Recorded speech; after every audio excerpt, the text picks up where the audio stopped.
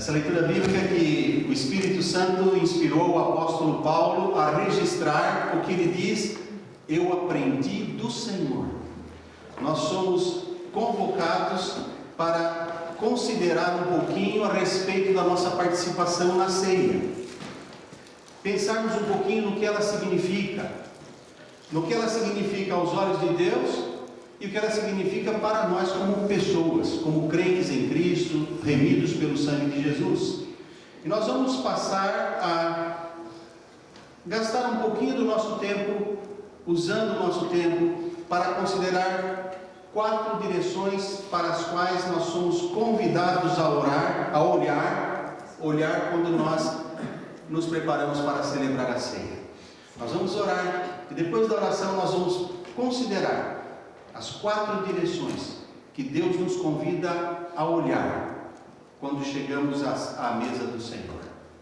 Pai querido, nós pedimos que o Teu Espírito Santo, e unicamente Teu Espírito Santo, use da Bíblia, Tua Palavra, para falar à nossa mente, ao nosso coração, para nos dar entendimento, Senhor, ainda mais, deste momento tão importante na nossa vida, como pessoas, na vida da Tua Igreja, como corpo de Cristo, quando celebramos a ceia do Senhor.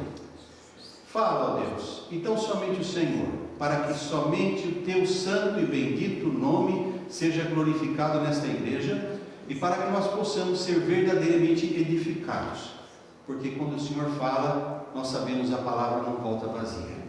É no nome de Jesus que oramos. Amém.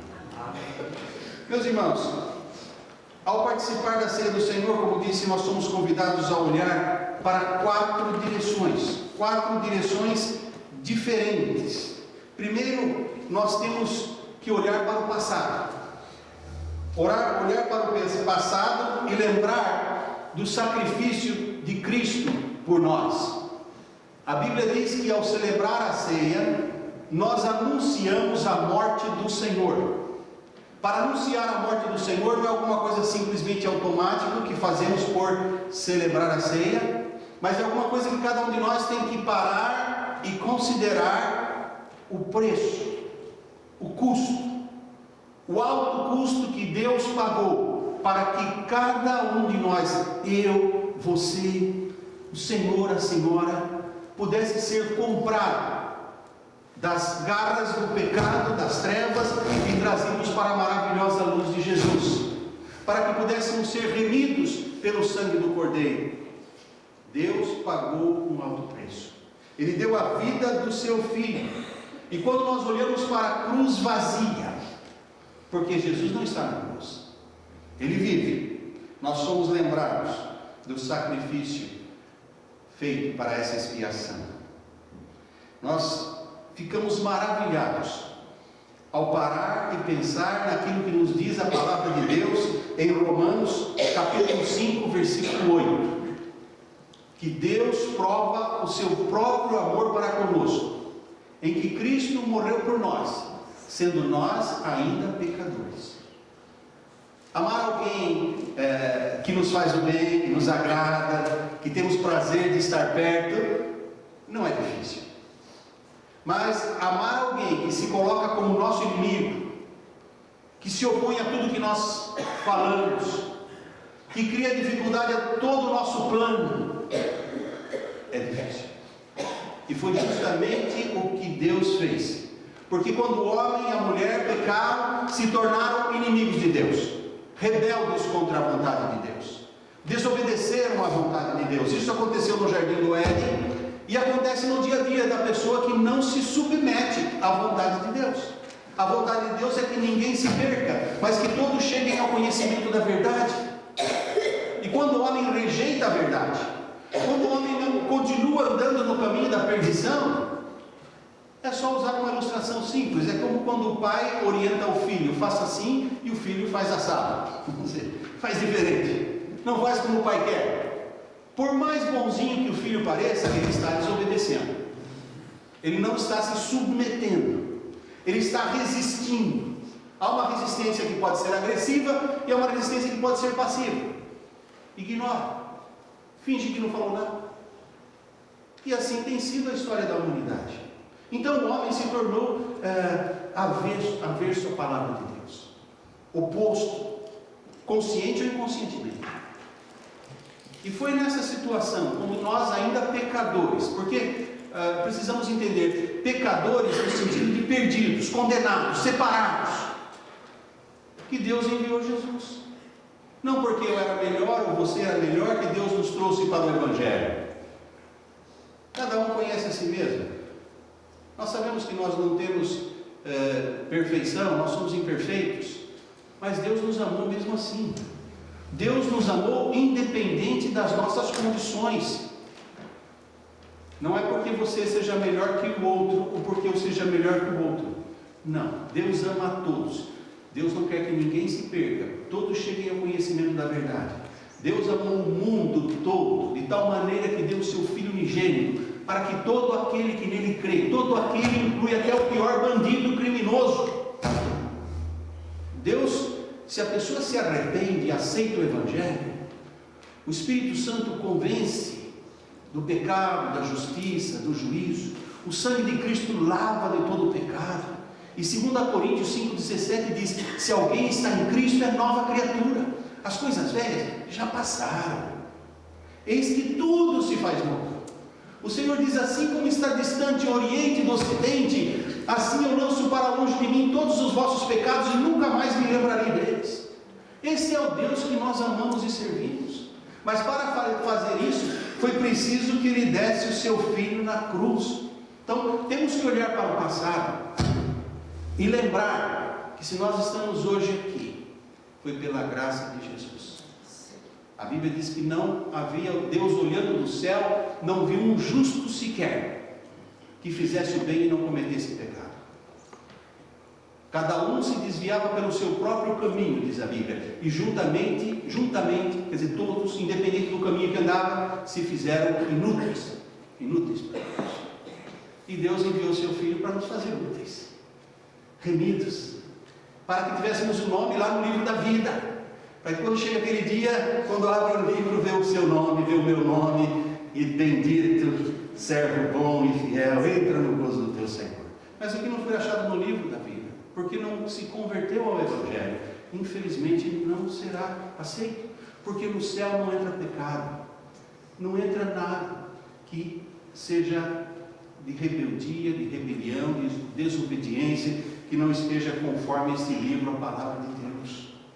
A segunda olhada que nós damos é para o nosso interior. Nós olhamos o nosso interior.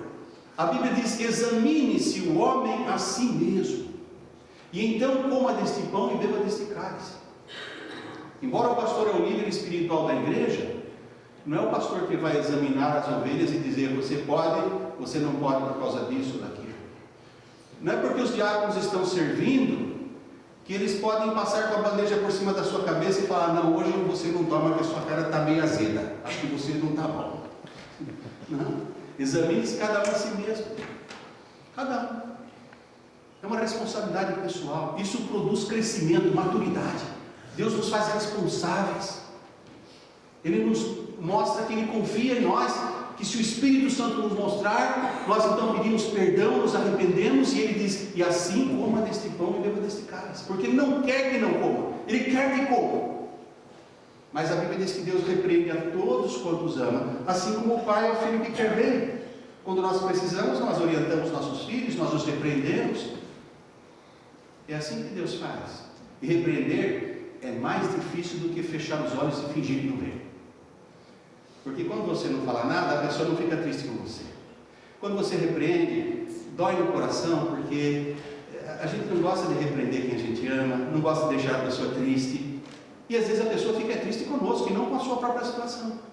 E Deus, no seu grande amor, Ele nos repreende por amor. Isto é disciplina, para nos pôr no caminho. E por isso Ele nos convida: examine-se a si mesmo. Depois de olharmos o passado e vermos o que Cristo fez na cruz, olharmos o presente, aqui e agora, olharmos para dentro de nós mesmos, o que é que nós vemos? O que é que eu vejo? O que é que você vê? O que nós estamos fazendo das nossas vidas? À luz desse livro, estamos vivendo em santidade ou vivendo em pecado? Estamos vivendo de maneira que agrada a Deus? Cristo está no trono da nossa vida realmente, não só em palavras, em cânticos bonitos que nós cantamos, mas Ele tem o senhorio sobre mim? Ou eu continuo governando minha vida do jeito que eu quero? Só tem um jeito de ser discípulo de Jesus. É o jeito de Jesus. Eu não posso ser do meu jeito. Eu não posso dizer assim, não, mas eu sempre fui assim. Minha mãe sempre foi assim. Meu pai sempre foi assim. Nossa família é assim. Não, agora você pertence a uma nova família. Você pertence à família de Deus. Você não é mais brasileiro, você não é mais angolano, você não é mais açoriano, você não é mais português. Você é cidadão do reino dos céus. Você pertence ao reino dos céus. E a Bíblia diz: venha o teu reino, seja feita a tua vontade, assim na terra como no céu. Se eu faço parte desse reino, a vontade do reino tem que ser feita na minha vida aqui. Eu tenho que me submeter a ela. E é tão bom, porque quando assim é, as coisas funcionam bem. Nós vivemos em paz com Deus, nós temos paz no coração. Precisamos olhar para dentro, porque quando deixamos de olhar para o outro e olhamos para dentro de nós mesmos, é que nós conhecemos as verdadeiras intenções da nossa mente, do nosso coração. A mente lida com os pensamentos, o coração nós falamos com respeito aos sentimentos. A Bíblia chega a dizer: o amor seja não fingido. Então eu vou ver, será que quando eu digo que eu amo meu irmão, é porque é praxe dizer, é costume, ou eu amo de verdade? Os meus sentimentos são sinceros. Quando eu oro na igreja, eu oro porque eu creio que Deus vai atender e vai abençoar, ou porque alguém me convidou para orar e agora é minha vez? As intenções.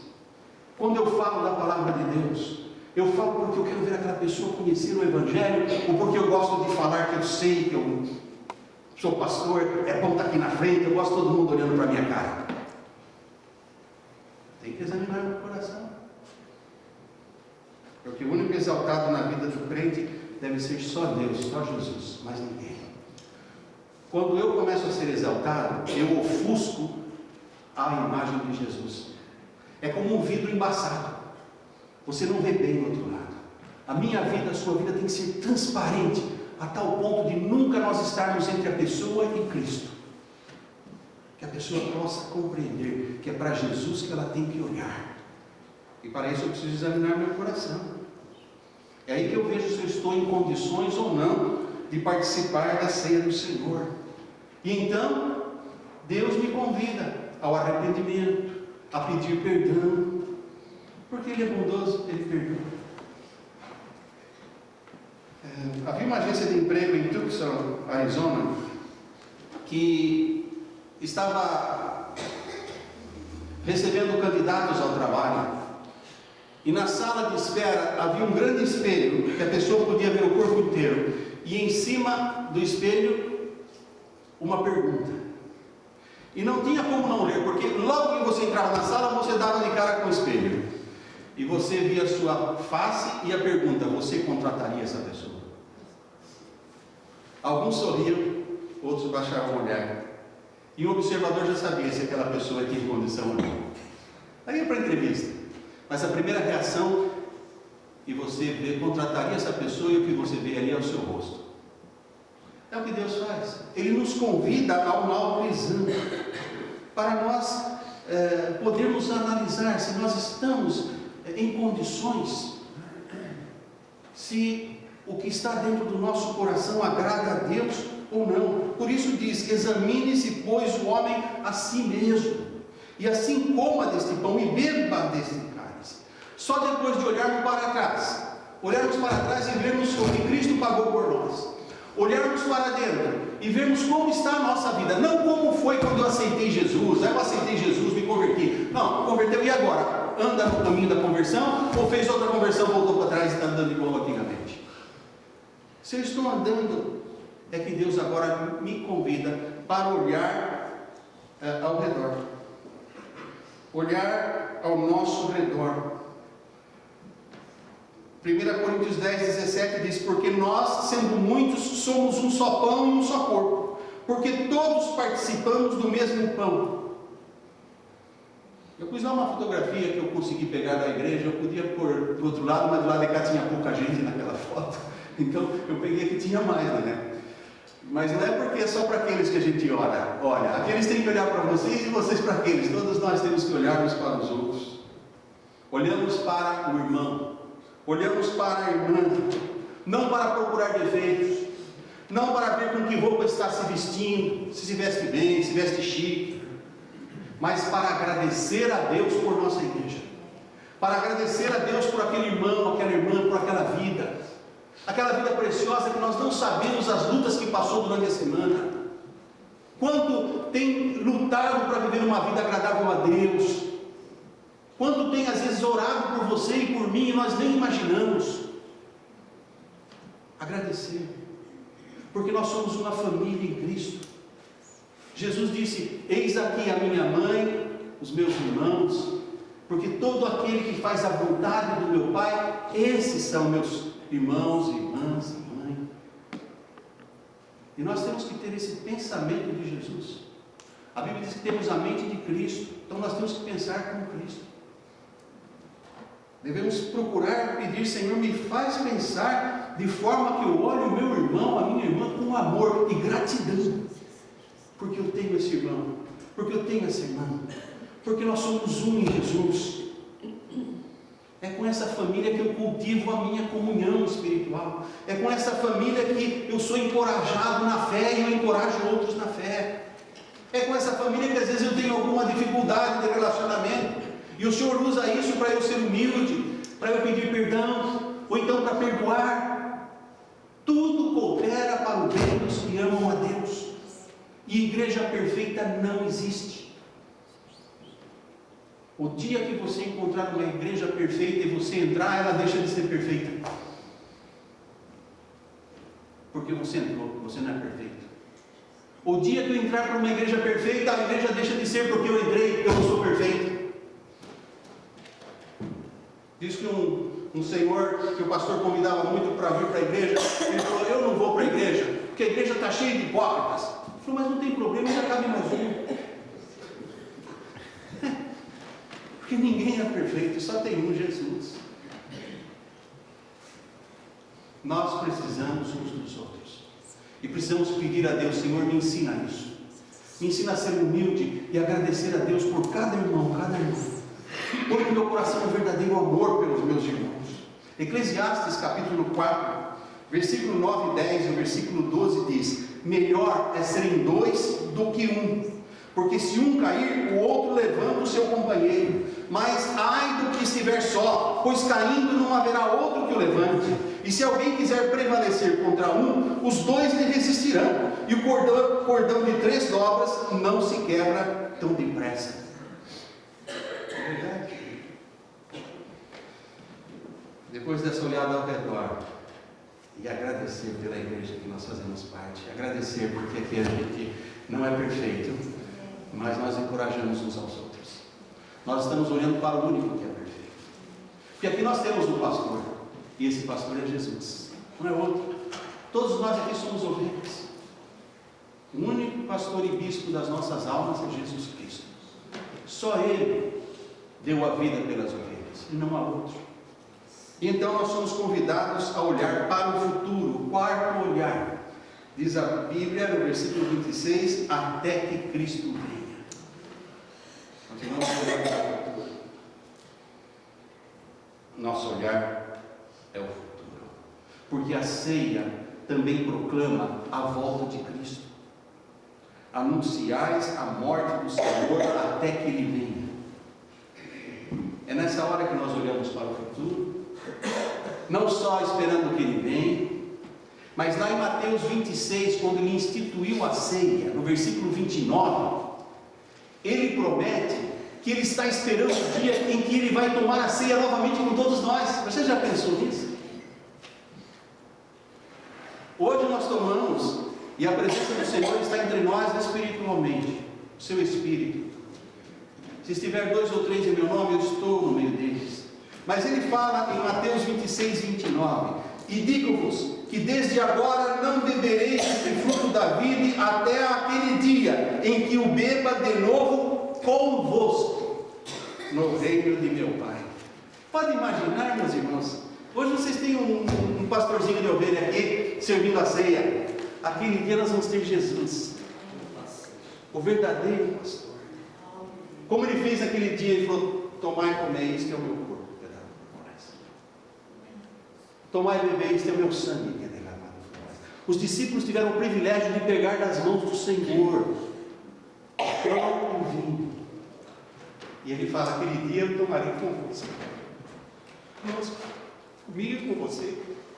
O que nós somos? Nós não somos nada sem Jesus. Por isso não cabe a mim, não cabe a você examinar o outro, se o outro pode tomar ou se não pode tomar. Nos dias de Jesus houve muita gente que os religiosos achavam que não eram dignos.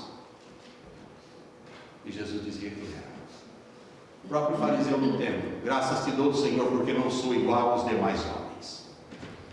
E o publicano, o pecador, batia no peito e dizia: ó Senhor, tem misericórdia de mim, pecador. E Jesus falou: quem foi atendido por Deus, o religioso ou o pecador? Ele falou: aquele que pedia perdão, aquele que reconhecia a sua situação diante de Deus. E nós devemos compreender isso, irmãos, e perguntarmos: como esperamos a vinda de Jesus? Temos em mente que essa nossa ceia hoje é o símbolo daquela grande ceia que Jesus um dia vai ter conosco, porque ele diz: até aquele dia em que beba de novo convosco no reino de meu Pai. Ele vai beber de novo conosco. Celebrar que a obra está completa, totalmente completa. Nós já não precisaremos mais do sangue de Jesus para nos lavar do pecado, porque estaremos agora para sempre com o Senhor. Porque no céu não entra o pecado, e nós seremos transformados. Então esse é o quadro. Vemos a volta de Cristo com expectativa, com entusiasmo,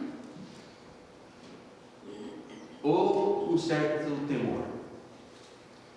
Perguntaram certa vez ao grande evangelista Dwight L. Moody esta pergunta: Mr. Moody, se o senhor soubesse que Cristo voltaria amanhã, como o senhor viveria as últimas horas da sua vida? Diz que Moody, sem hesitar, disse: eu continuaria vivendo com a mesma dedicação que eu vivi para Cristo até aqui. É assim que eu tenho que viver. Não é como você vai viajar e corre arrumar as malas, não. Você tem que ter a mala pronta antes, para não perder o trem, não perder o avião, não perder o ônibus, não perder o carro. Não é na última hora que vai arrumar a mala. Você arruma antes. E com Deus é assim.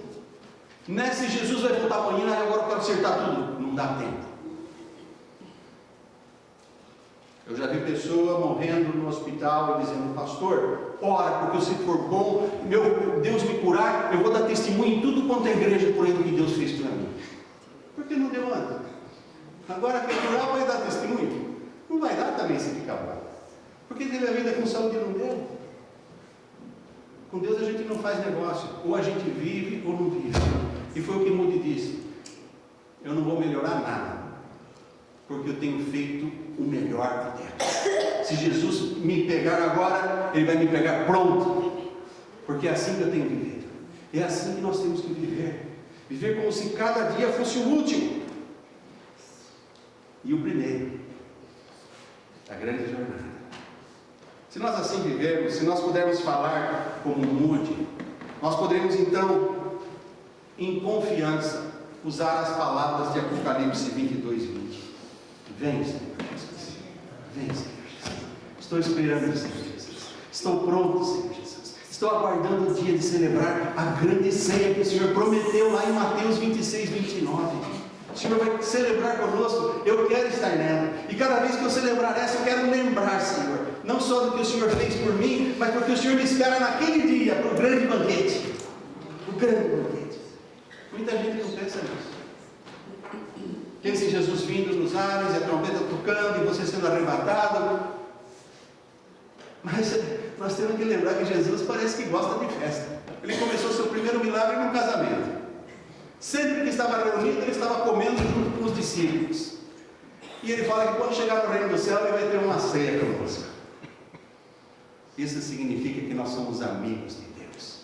Jesus disse: não vos chamarei mais servos, mas amigos. Porque o servo não sabe as coisas do Senhor, o amigo sim. E é esse nosso amigo, meu irmão, minha irmã, que nos convida para a celebração desta ceia. Que nós possamos estar olhando para o céu, até que Ele venha, e dizer: vem, Senhor Jesus, vem, Senhor Jesus. Que seja esse o meu e o seu dever de graça, porque Ele virá como um ladrão de noite, quando ninguém espera. Mas aqueles que são dele receberão essa vinda com alegria, porque entrarão no novo lar da glória, pelas portas do céu, e serão recebidos pelos anjos de Deus. Vamos celebrar a ceia, irmãos? Vamos celebrar.